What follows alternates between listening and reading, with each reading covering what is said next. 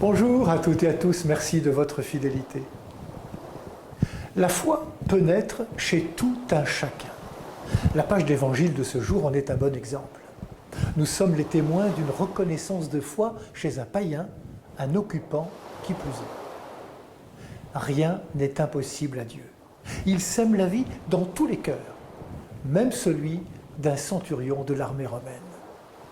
Nous découvrons dans l'Évangile que cet homme de pouvoir, cet homme qui commande, cet homme qui a autorité, a un esclave sur le point de mourir. Tout aurait pu s'arrêter là. Mais ce centurion a entendu parler d'un certain Jésus. Alors il va tout faire pour que celui-ci intervienne en faveur de son esclave auquel il était attaché. Son rang, sa situation d'occupant fait qu'il envoie des notables juifs pour parler avec Jésus. Dans l'échange qu'ils ont avec Jésus, nous découvrons que ce centurion est un homme de cœur. Il a fait construire une synagogue. Nous avons aussi remarqué qu'il ne pensait pas à lui, mais à son esclave.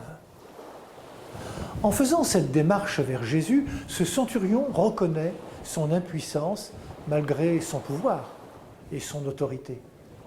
C'est comme s'il voyait en Jésus l'autorité par excellence, non pas celle du pouvoir, mais celle de l'amour. Celle qui peut transformer la vie jusqu'à guérir. L'évangile se poursuit et nous découvrons que ce centurion envoie cette fois des amis pour dire au Seigneur de ne pas se déranger. Nous voyons là l'humilité de cet homme puissant qui nous est révélé. Ce centurion qui dirige une armée se présente désarmé devant Jésus. « Je ne suis pas digne que tu entres sous mon toit. » Cet homme se soumet à l'autorité de Jésus qui n'est pas celle du pouvoir, mais celle du service.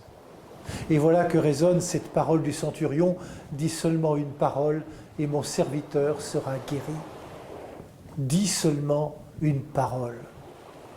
En Christ, nous sommes jamais des étrangers. En Christ, nous sommes des êtres aimés.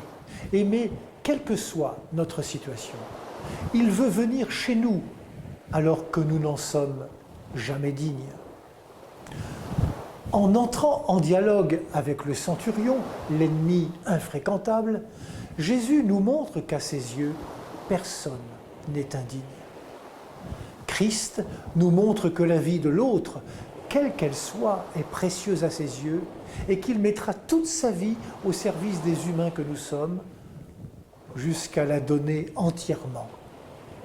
Sans que ce centurion et Jésus se soient rencontrés, la foi du soldat romain est reconnue par Jésus et sans doute a permis à Jésus de guérir son esclave. Oui, la foi peut naître chez tout un chacun. Bonne journée à toutes et à tous, prenez bien soin de vous et des autres.